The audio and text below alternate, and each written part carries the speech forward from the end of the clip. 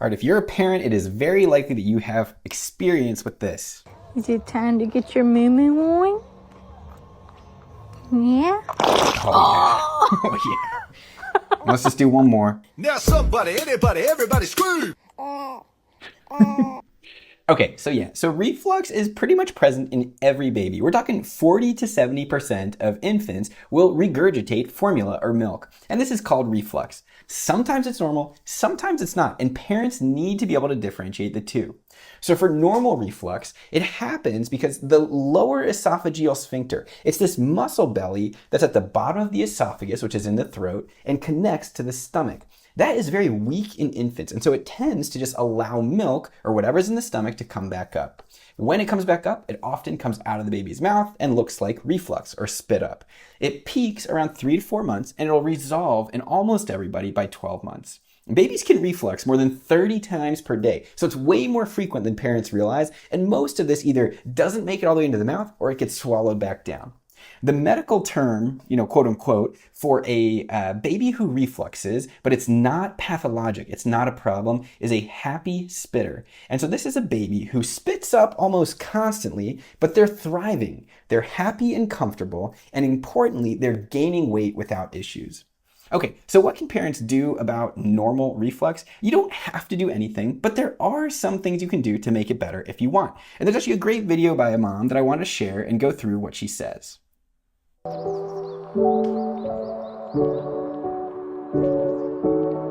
Okay, so this first one, extra warm milk. There's actually not great data for this. So you don't have to warm baby's milk in general. I did not do it for my baby because I didn't want her to get adjusted to it, but it's very reasonable to do so.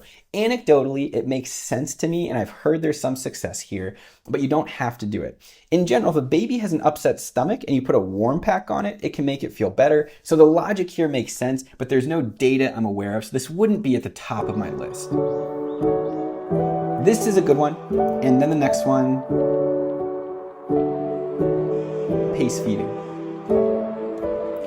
So those two things. First, feeding upright, that makes a lot of sense. That's good just so babies honestly don't have it go down the wrong pipe. That always makes sense. And the pace feeding really goes with that. So if you have a baby who's horizontal, then you're likely going to be holding the bottle a lot more vertical. That means that there's going to be more flow through that bottle and the baby has to deal with it. So even if they don't have problems, they're going to take the liquid in much faster and they're actually going to get more liquid in their stomach than maybe they even know that they need. If a baby goes slower, it gives time for them to realize they get full, so you're basically avoiding overfeeding. And of course this makes sense. If you have a huge blown up stomach under lots of pressure, it's going to reject things a lot more than if you have a nicely filled one that's slow over time. Okay, burping after every ounce is a little intense to me, but the idea here is also very good. So oftentimes we'll recommend, well, why don't you at least burp halfway through the feed and then burp again at the end of the feed. And this just makes sense, right? So babies are swallowing air while they're taking in the formula or the milk. And if you have more gas in the stomach, it's gonna send stuff up more frequently. So frequent burping is definitely a good thing.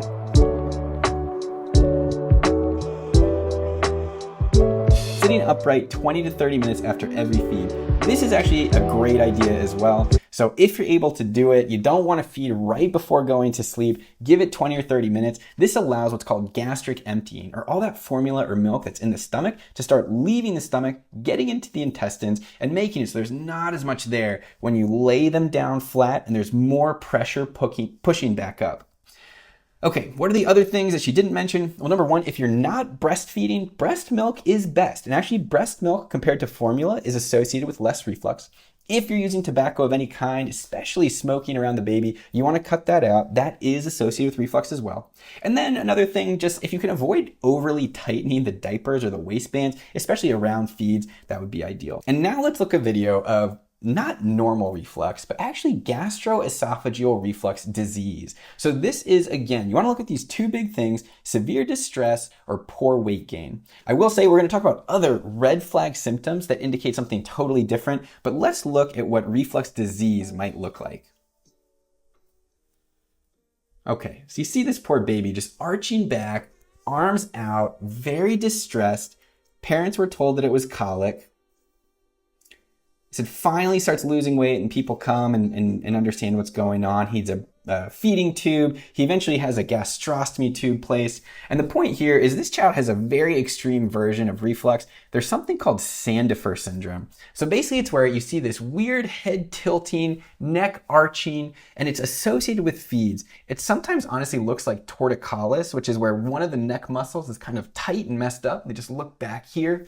It's often misinterpreted as seizures, but this is actually the baby in extreme discomfort and distress from the reflux going into the esophagus. So what do you see for normal reflux disease that isn't this extreme? Well, babies who are refusing feeds, arching back, screaming during or after eating. Also, if you hear like a chronic cough or some hoarseness when the baby's cooing, these are all signs that could point to reflux disease, not just normal refluxing. I should also note that you can have babies that have gastroesophageal reflux disease, but they're silent refluxers, where they don't actually spit up that much because the acid is getting into the esophagus, but not coming all the way up to their mouth or coming out. The only other thing I want to say here is that if you have a baby who is agitated and crying and they're not gaining weight, or one of those two, another thing to think about is cow's milk protein intolerance or allergy. And so this can look a lot like GERD, and in this case, the treatment would be very different. If you're breastfeeding, you'd actually want to eliminate lactose or dairy from your diet, which is very hard, by the way. And if you're doing formula, then you would actually want to switch to what's called Nutramigen formula, or a hydrolyzed formula where that protein is no longer present. So just think about those two things. Baby not growing or baby very upset, it could be reflux disease, something to think about. If you see your pediatrician and this is what you have, this is where they will recommend all those other things that you did before, but additionally will likely out on a medication. So either a proton pump inhibitor, something like omeprazole, or an H2 blocker, something like ranitidine. These two medicines basically inhibit the acid production in the stomach. So the stomach is less acidic. When it comes back into the esophagus, it doesn't bother babies as much. They're more able to tolerate feeds, so they will be happier and they'll grow better. Don't do this for no reason though. So if you have a happy spitter, you don't want to put them on one of these medications just because. So there's like a 5 times increased risk of respiratory and GI infections if you use these medications. So don't want to scare parents who have to use them. If they have gastroesophageal reflux disease, you need to use it. But if you don't need it, really shouldn't put them on it. Okay. Now, what if we're wrong and it's actually not reflux at all? What if it's totally something different? Here are some red flags you really need to be careful about that could represent emergencies. The first is what's called bilious vomit. So this is actually dark green vomit, and it's really an emergency until proven otherwise. Basically, bile gets into the intestines past the stomach. So there's no reason that bile, which is dark green, should be coming back up and being vomited out. If it does, it can be a sign that there's actually an obstruction in the intestines. And in infants, especially in the first couple weeks or months of life, it could be a sign of what's called malrotation, where the intestines didn't twist properly and they can actually get twisted on themselves, cause obstruction, and it's a surgical emergency where you could lose bowel in just a number of hours. Second thing, if it's not just coming up, but if it like paints the wall, like projectile vomiting, especially in the first 2 to 8 weeks, especially in boys, especially in firstborns, think about pyloric stenosis. So we said the lower esophageal sphincter is what separates the esophagus from the stomach. Well, the pylorus is the muscle that separates the stomach from the intestines. Sometimes if this stomach is kind of clamped down, then the stomach can't empty. And when the baby throws up, it is just this horrendous projectile vomiting. This also requires surgery, and so something to look for. Another clue is that when a baby spits up, they're usually not hungry after. So if a baby spits up really forcefully and they're hungry after, you should think about this because it's not super usual. All right, and then other things, blood or vomit in the stool or the vomit, very important to have evaluated urgently. Severe distension or a hard belly. And then, like we said before, not gaining weight. Other things to be aware of, if they're lethargic, so just not waking up like they normally would, have fever, acting really sick. These are not normal signs of reflux, so need to get evaluated. Okay, so the last thing I'll end with is like what not to do.